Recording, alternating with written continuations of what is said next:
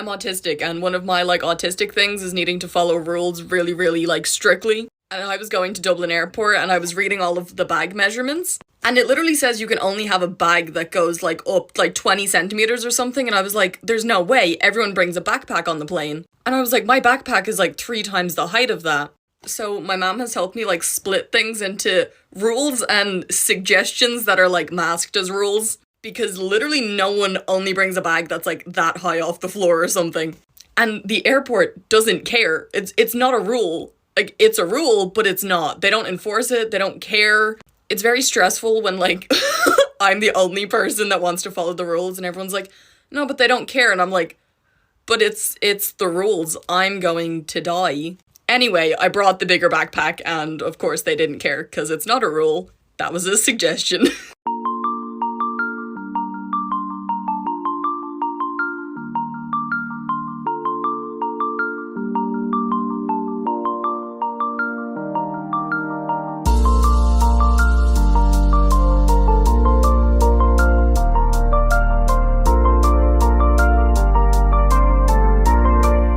Norms I don't understand, number 19. Why is it inappropriate to accept right away when someone offers you something, offers to pay for something, offers to buy you something? I was watching this etiquette show on Netflix the other day.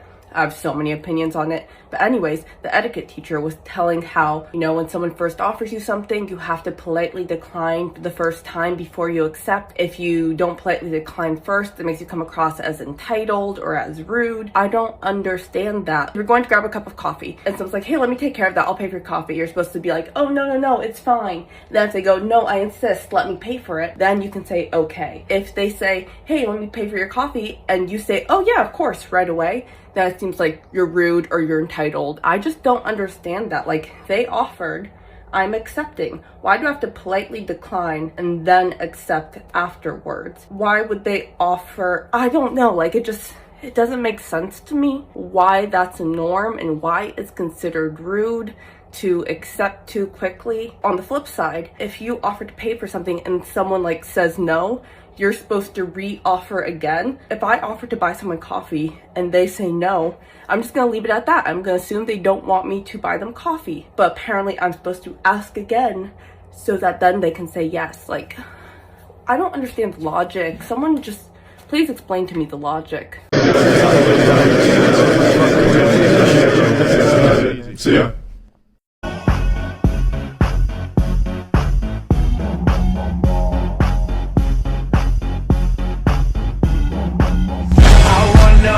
More subtle differences in high-masking autistic adults.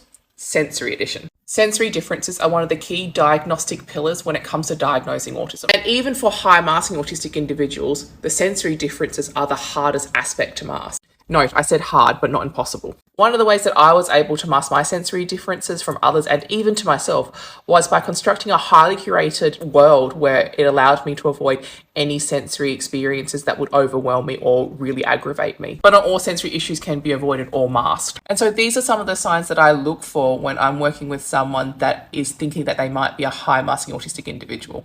1. How do they process pain? Autistic people appear to have a higher pain threshold than their allistic counterparts. Partly this is because we underexpress our pain responses. And in subjective measures of pain, we tend to underreport the pain that we are feeling. But studies that have experimentally manipulated the amount of pain provided demonstrate that autistic people either feel the same amount of pain or are hypersensitive to pain, despite underexpressing the pain that we are feeling. And so the implications for medical trauma is quite high.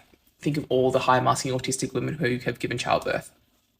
2, how do they manage differences in temperature? Autistic people tend to have difficulties with thermoregulation. And thermoregulation is our body's ability to stay in that sweet spot of body temperature. So we're not too hot or too cold. So if you tend to overheat, especially if you're asleep, if you tend to get cold really easily, if you tend to find it difficult to warm up, if you tend to wear clothes that don't seem appropriate to the weather that's around, those are all signs that you may have differences in the way that you regulate temperature and your ability to process temperature.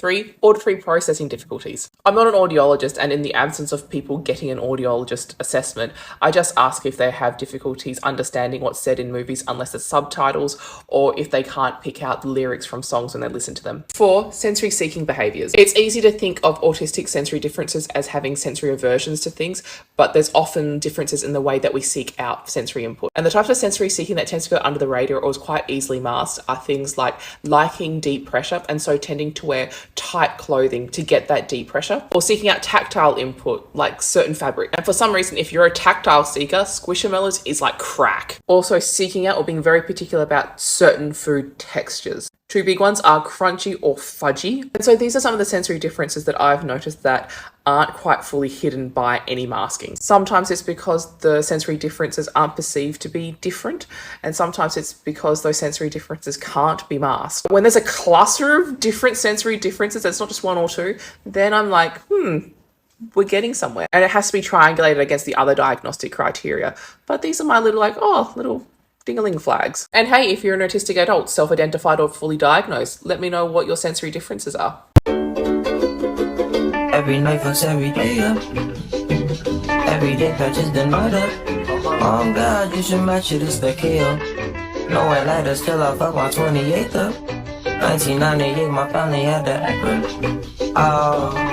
I am so good at masking. No one would ever realize I was autistic if I didn't say anything. Look, there she goes, that girl is so peculiar. I wonder if she's feeling well. With a dreamy, far-off look, and her nose stuck in a book. What a puzzle to the rest of us is there. My best friend got me Loop earplugs for Christmas, and I've never tried them before, and she didn't even know that I wanted them in the first place, so that's so funny. So I thought I could review them. And the color is in calm pink. I love pink. It's my favorite color. I'm overwhelmed. I found the tab. Wait. This feels so nice. Ooh, that's so cute. This is so pretty. Ooh, that's so pretty.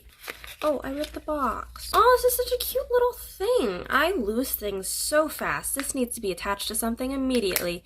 It's like floss. No, I meant it looks like a little like travel floss. Sorry. Ooh, it's so cute. Let me put them on.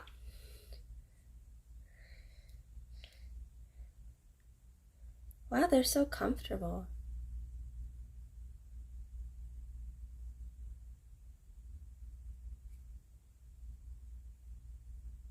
I'm very aware.